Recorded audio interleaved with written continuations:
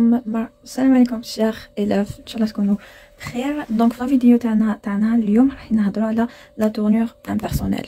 C'est quoi la tournure impersonnelle ونعطوا des exemples عليها. Donc قبل ما نبداو ما تنساوش تصلوا على النبي صلى الله عليه وسلم. نبداو بسم الله. نبداو la tournure impersonnelle. أول question تاعنا هي c'est quoi un verbe impersonnel. Le verbe impersonnel s'utilise seulement avec le pronom il.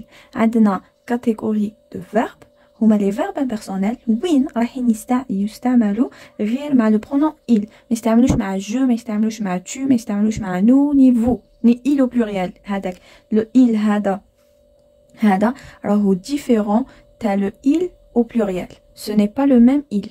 هكذا دونك كي تستعمل لي هاد لو il وتستعملي هاد لو il ce n'est pas la même chose. دونك نروح نشوفوها تحت في لي زيكزامبل. صح، هذا لو il sans s ne représente rien. Avec la phrase impersonnelle, le il ne représente rien.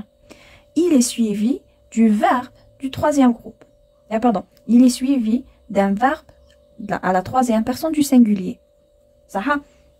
donc هذا le il ما يعود على حتى حاجة في الجملة تاعنا يكون متبوع un verbe في مصرف مع ال troisième personne du singulier. صح. les verbes impersonnels شنو هما؟ le verbe falloir et les verbes qui ont rapport avec la météo. Par exemple, pleuvoir, neiger, geler, etc. On va prendre des exemples. Les premiers exemples, il faut faire du sport. Il, le il impersonnel. Faut, c'est le verbe falloir. Faire du sport, c'est la phrase tana, le reste de la phrase.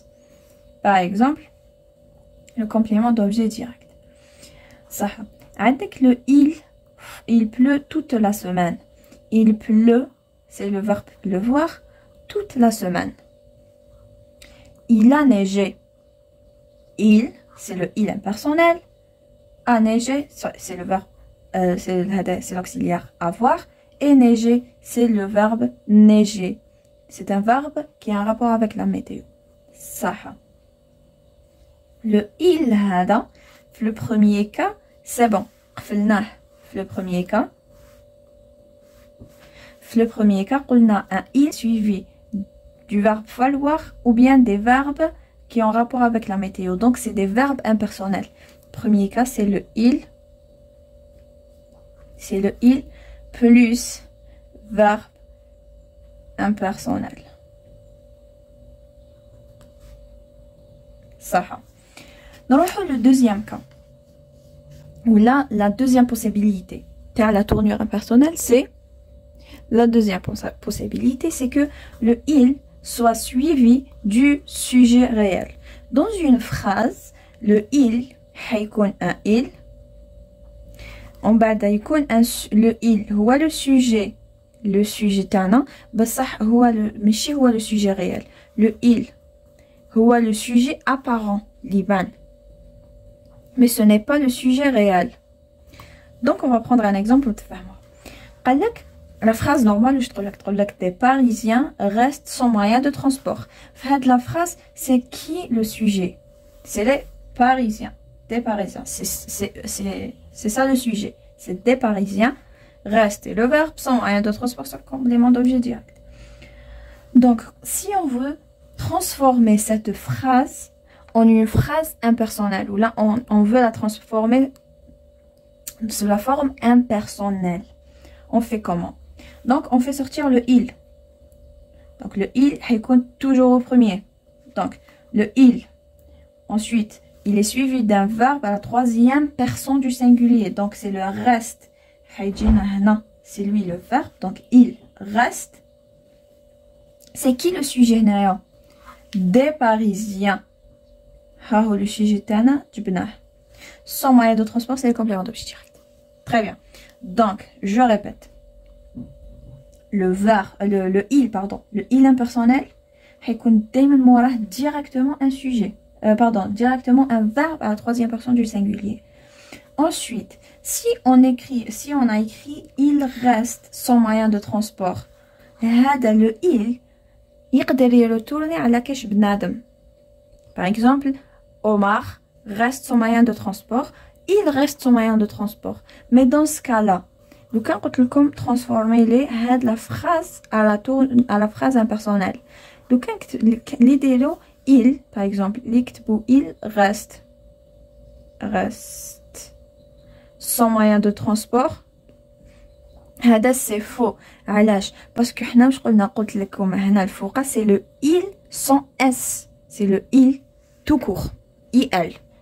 mais هنايا pour retourner على les parisiens نقول لك نكتب il reste ENT son moyen de transport. هذه c'est faux parce que ce n'est pas la forme impersonnelle, ce n'est pas la tournure impersonnelle parce que هاد le il حيعاود retourner على les parisiens. donc هاد le il هاد la phrase elle n'est pas, ce n'est pas la tournure impersonnelle, ce n'est pas une phrase impersonnelle. Très bien. On peut utiliser aussi le il avec des expressions, par exemple il arrive que, ou bien il paraît que. On dit il arrive que je sois en retard le lundi. Il arrive que je sois en retard le lundi. Ou bien il paraît que les écoles vont rouvrir. Il paraît que les écoles vont rouvrir. Très bien. Bien.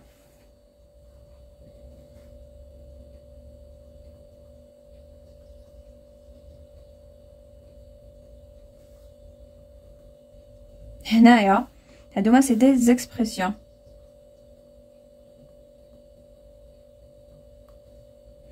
هادوما c'est des expressions. في هاد le cas c'est on l'utilise avec des verbes d'état. Par exemple le verbe être, paraître,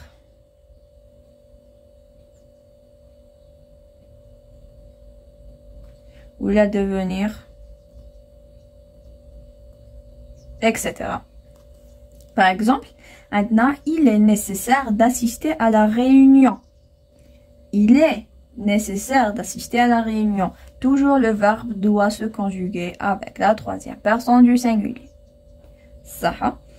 Il devient urgent de régler le problème. Il devient urgent de régler le problème. Ensuite, avec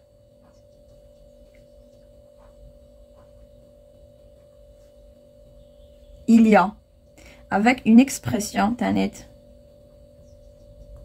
il y a du monde dans le métro, il y a toujours une solution. Très bien. Donc en gros c'est quoi une phrase impersonnelle? Une phrase impersonnelle c'est une phrase où le il se conjugue avec, il est suivi d'un verbe à la troisième personne du singulier et le il هذاك Tanet ne représente rien. Donc كي حنايا نجو نحلو في الجمله تاعنا نلقاو لو il ما راهو يعود على حتى حاجه، ني بنادم ني شيء ني والو. d'accord. et voilà. donc j'espère que فهمتوا. الا ما فهمتوش حاجه خلوها لي في لي كومونتير ونتلاقاو في الفيديو الجايه ان شاء الله. وما تنسوش الصلاه والسلام على الحبيب المصطفى عليه افضل الصلاه وازكى التسليم. على خير.